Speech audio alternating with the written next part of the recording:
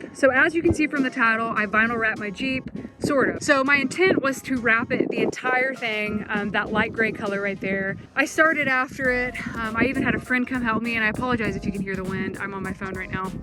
I even had a friend come help me. The hood was nearly impossible.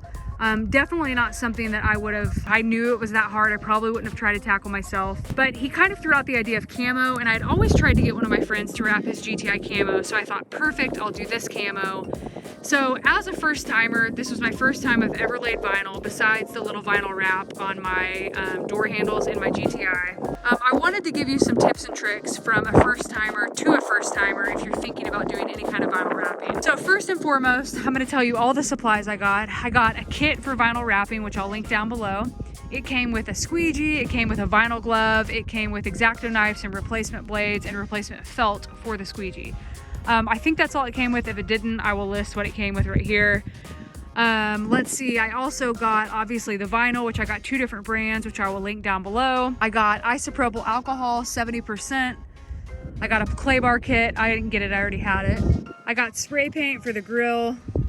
I got a clear coat for the grill, and I think that's it. Oh, and I got a swivel X-Acto knife. I'm gonna tell you what I did and how it worked for me, and it worked pretty well. I also got a heat gun, I just remembered that. First thing I did was I went through and I wet sanded all of the imperfections.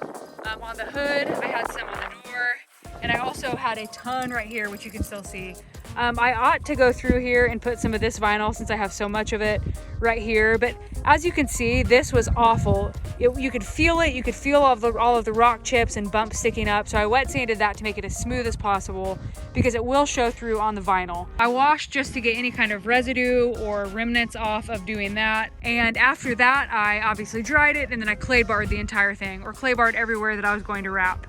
This is going to get any kind of oil, pollen, really anything off of your Jeep that shouldn't be there that could possibly show up under the vinyl. So after I did that, I went through and I cut all of my vinyl. I have seen a lot of people cut it all on one sheet and then go place it. I cut everything as I was placing it on the Jeep, because as you can see right here, pieces right here may be smaller than pieces I put on the hood.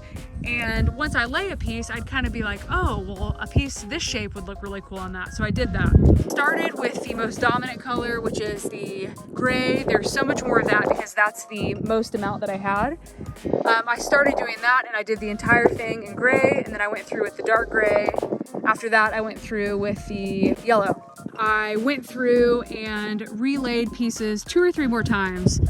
I would have gaps where I would go through and fill them. For example, like this right here was a gap at the time.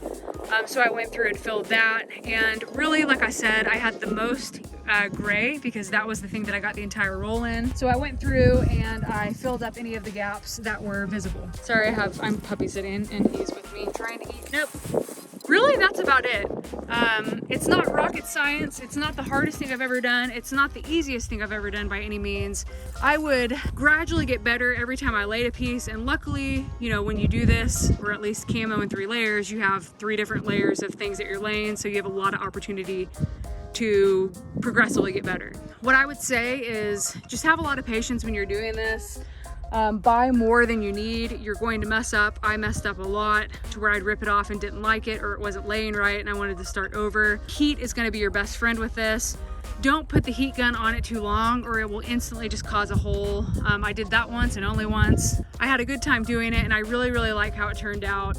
So that's it. If you have any questions about it, or if you're a first timer, I'm sure I have some more tips that I'm forgetting, but I tell you what, you learn it when you do it, and I learned a crap ton while I was doing it. So that's it. I hope you like it. That's all the time I'm gonna spend talking about the vinyl wrap because it's pretty self-explanatory.